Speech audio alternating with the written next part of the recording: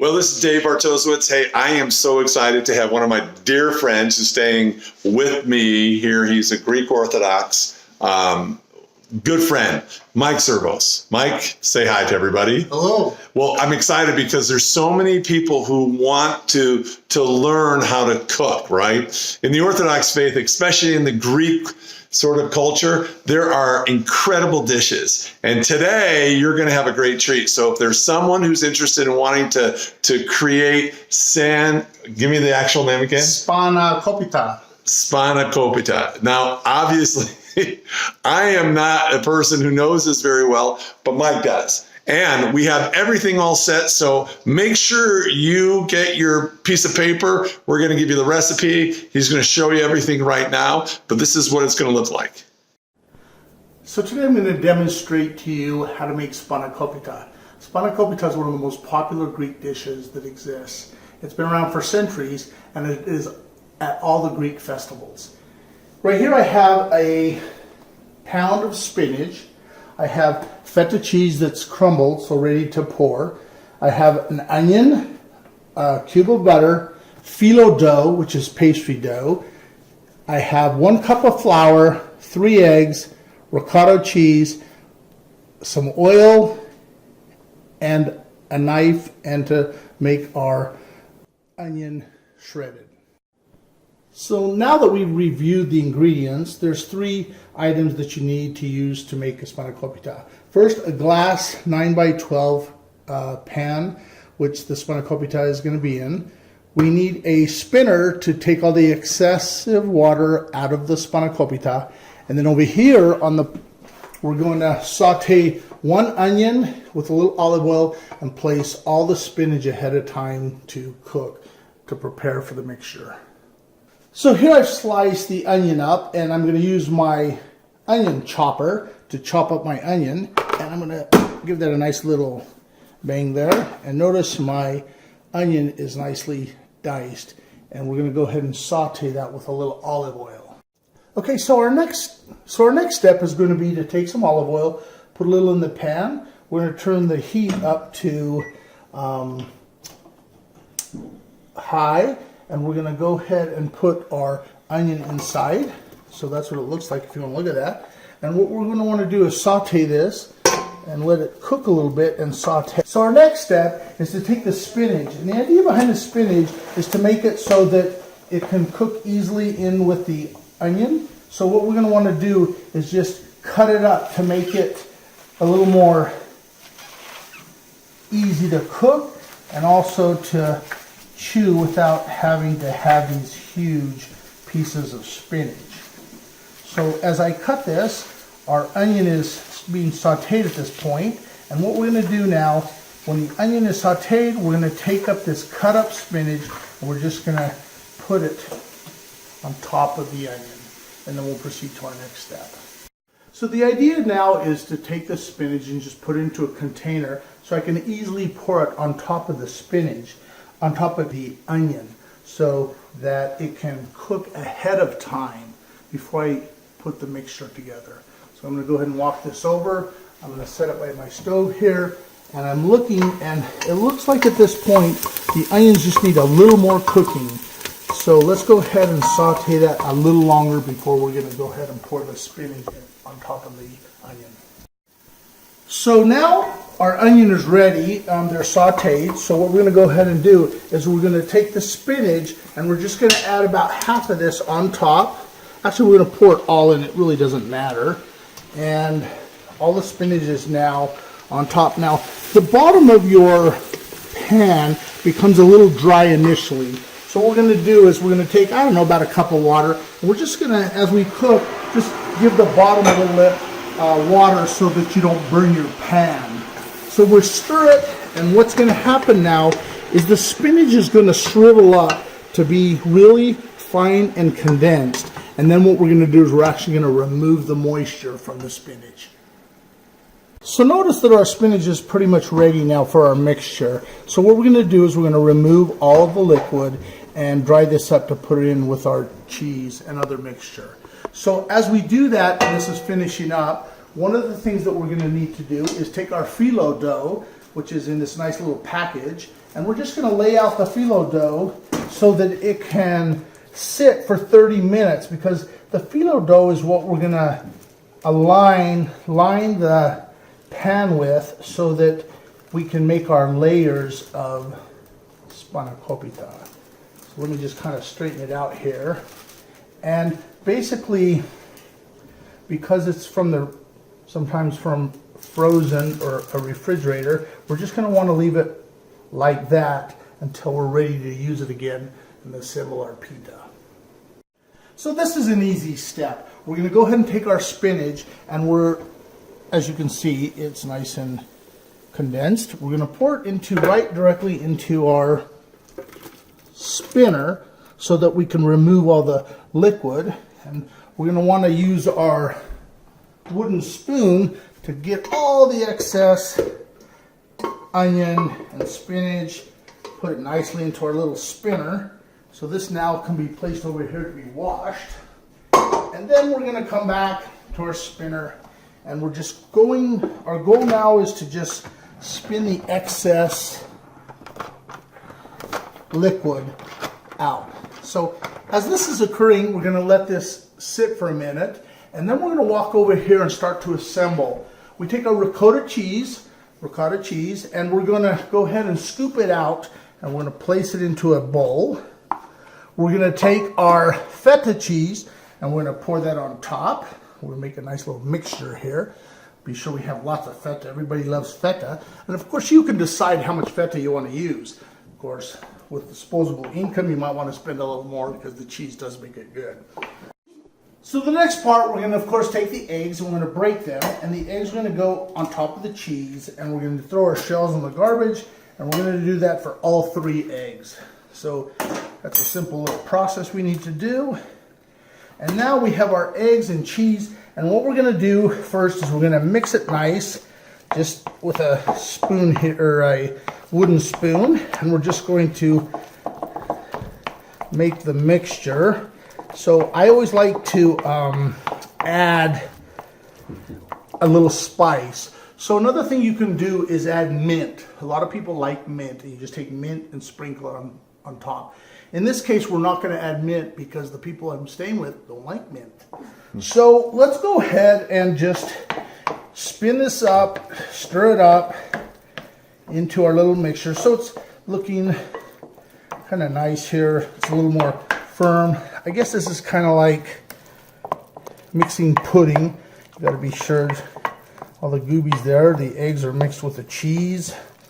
Next, we're going to go over here and we're going to walk over and look and see how our spinach is doing. So I always like to take a bowl, and I literally like to drink the excess of juice, but notice the juice is at the bottom there. And it has a pretty good little mixture here. So we're just going to pour the juice out, and we're going to go ahead and do this another time. So the idea is you want to let the spinach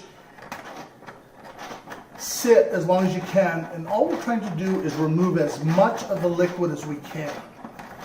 Okay, so after we use the spinner a few times, we're going to go ahead again.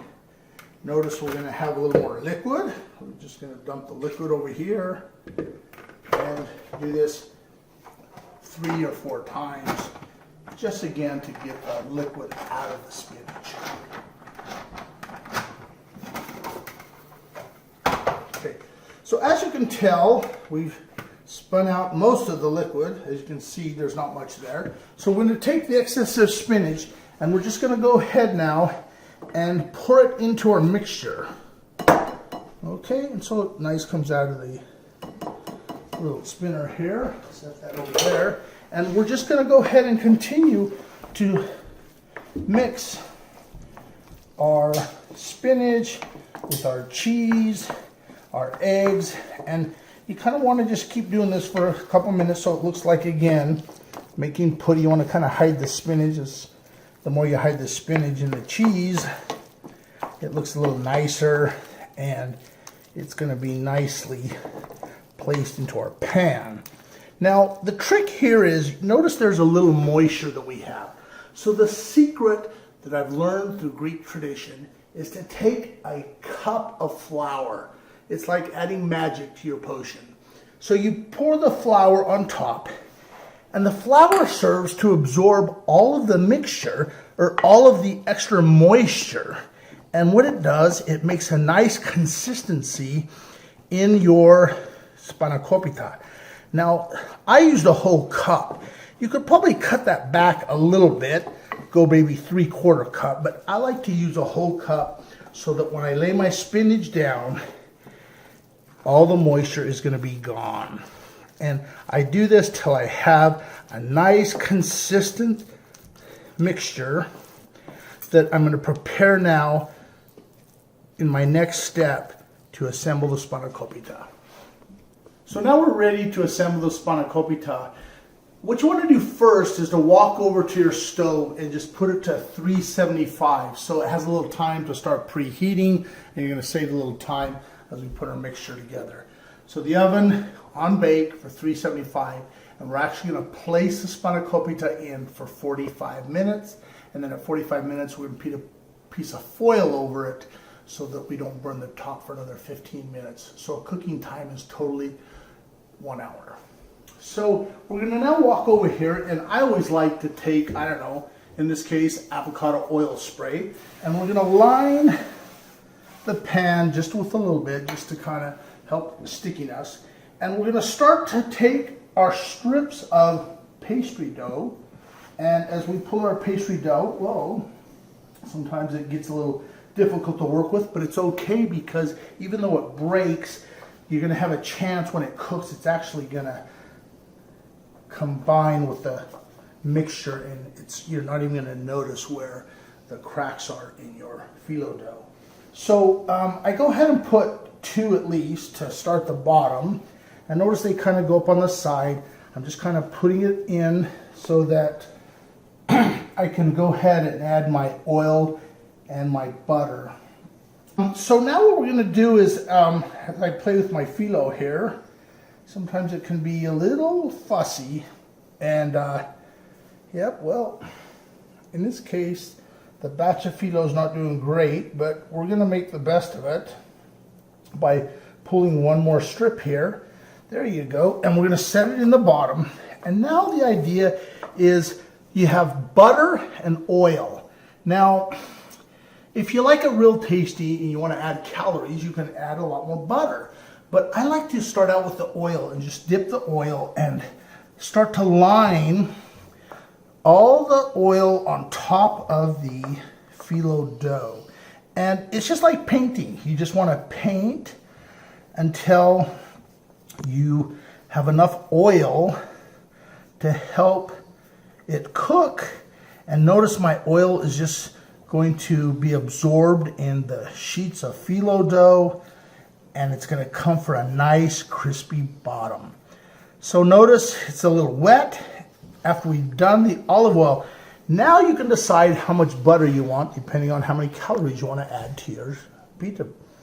So we're going to go ahead and stir, and now I'm going to go ahead and just add butter. And again, it's just like painting. It's just straight butter. We're going to add butter, and it's just going to soak into this wonderful little phyllo dough. And after you have one layer like this, where we've pasted, we're going to go ahead and now add another layer, so that I would say probably 4 to 6 sheets. As you can tell, sometimes the phyllo dough is nice. You can play with it. It works nicely, and you're in good shape. And other times, it's a little fussy. But there's no reason to worry if it breaks, because again, we're going to paste it some more. And as it cooks, what's going to happen, it's going to melt nicely with the butter, and all the seams are going to go away. So don't feel like you're sewing. Just go ahead and, in food, it's easily absorbed into the processor. So we're doing good. So once you have this, we're going to go ahead now, and I think we've added enough oil. Let's be sure we have some butter in here on the sides. Now, notice that my sides here, need a little cover. So what I'm going to do is I'm going to take one more sheet and I'm going to cover those sides just to help the spanakopita. And again, you can put as many sheets as you want. This is something that, depending on your liking, I like to just put a couple sheets on the sides so that when it cooks, it's easy to cut. So again, notice I have them just up on the sides, and then in the end, I'm going to actually fold the sides in. So now again, a little butter, and it really doesn't matter the order, right? I mean, it's just depending to your liking. So let's just put, again, more butter, as this process is a little, you know, sometimes look, it gets out of, it breaks a little, and again, that's on the temperature and where you're at with the phyllo dough. Let's just add some oil. Again, it's going to cook, it's going to get juicy, so you may be a good painter, you may not, but in either case, it's going to work. So now what I've done is I put in a little oil in all the places.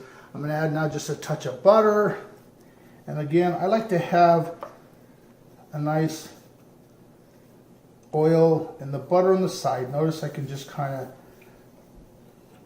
put the butter to help the side. Eventually the side's going to go ahead and be folded over.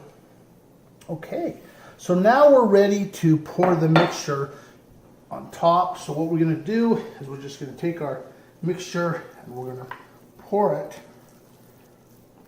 into our pan, and we're going to, there's plenty here. We're make that, set your bowl aside, and now you're going to just smother it to kind of even it out to make it look nice. Again, what we're trying to do now is just like peanut butter over bread. You're just trying to make it simple to nicely have a level surface. Once you have a level surface, again, I think that's, I'm going to turn your pan a little bit and just get this side. And I think we're good for the level surface. The final step now is to go ahead, and what we're going to do is we're going to lay layers on top once more. We have a bottom layer, now we're going to have a layer on top. So again, we go back to our phyllo dough, and again, sometimes it participates well, it's well. And we're just going to now lay it on the side so it kind of sticks up a little bit. Notice I overlapped on that side. And I'm going to overlap on this other side. Like that. So there's nice two little sheets that have overlapped the sides, because we're going to fold those in. And then you do your process. You go back to your painting. We're going to add the butter. And again, I go back and forth. I have my olive oil here, and of course, with patience, you paint the olive oil mixture just like you're painting. And once you get the oil, now I like to use a lot of olive oil versus a lot of butter. Notice I keep coming back to the olive oil, and you can decide if you like more butter or more oil. Technically you could just use oil, but hey, the butter makes it nice and tasty. So let's just go ahead for the final time. Let's put a little more butter, and then what we're going to do is we're going to do one more layer, and I think we're good. So again, look how nice the phyllo dough is. I'm going to overlap a little bit. There's a nice little sheet there. Notice it's absorbing the excess oil that I put down. You're going to do one more for this side. And I think we have enough pastry dough now. Notice it's nice and covered. The idea is just like a nice blanket, tuck in the phyllo. And now again, we're going to start out with some olive oil. And we're going to do the sides now, because the sides we're going to fold in. So we're going to want to make this so that the sides fold in nicely. Some use this type of brush. I actually have a paintbrush that I use. I like the paintbrush better. It seems to paint better. These little kind of paintbrushes are a little more difficult, in my opinion, to work with, but hey, it works. So we're going to add the butter again, and make sure we get the edges now. See, it's important because these edges are going to fold down. So we're going to exhaustive process of painting. Once we finished our painting, which I think we're good now, and never fear, your pita, don't be afraid, it's going to be fine. The pita is going to turn out nice. And so what I like to do now is take a knife, and I slowly fold in the edges like this. So the knife and I pull the edge, see the edge right here? I pull it in and pull it back so that it now just forms as a layer. And then I'll do it to this side. I'll take it and I'll just be sure I kind of leave it almost a gap. And I'll set it like that. And this way the juices will flow inside. You'll have a nice corner to be able to cut. And I take it along the side, and notice I just kind of push it in with a knife. A butter knife usually works well, whatever you have. And we're just going to cover the sides just to make it a little better. We're going to also do the other side. So now we have our pita completely covered. Notice we have a little exposure over here. So we're going to go ahead and take our butter, because butter makes it tasty. Olive oil is a little more bland, but hey, whatever you like. If you want more calories, you add butter, otherwise. So this is just a painting process. Now at this point, notice it doesn't look super pretty, but that's okay, because when it cooks, what happens is the phyllo dough and all the seams will start to disappear. It's almost kind of like magic.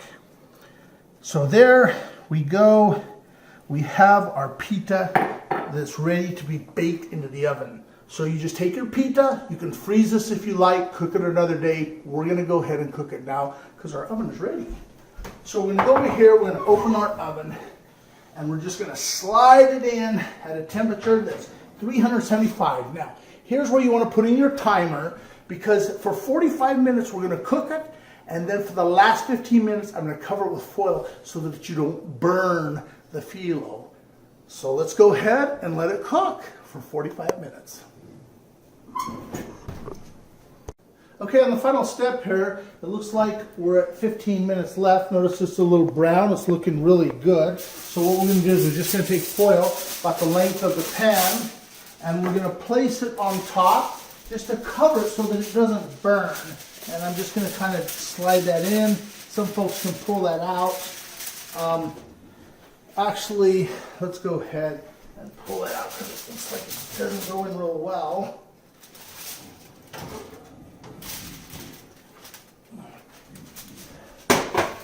So our SPANAKOPITA, looking really good here. We're gonna lay this on. One of the little tricks that I learned is that to make that fit nicely over the pan is you take a towel and just kind of go like this. It puts it over the entire SPANAKOPITA like that, kind of presses it, and then you just pull the towel off. And that way we have our SPANAKOPITA covered. Once it's covered like that neatly, we're just going to place it back into the oven.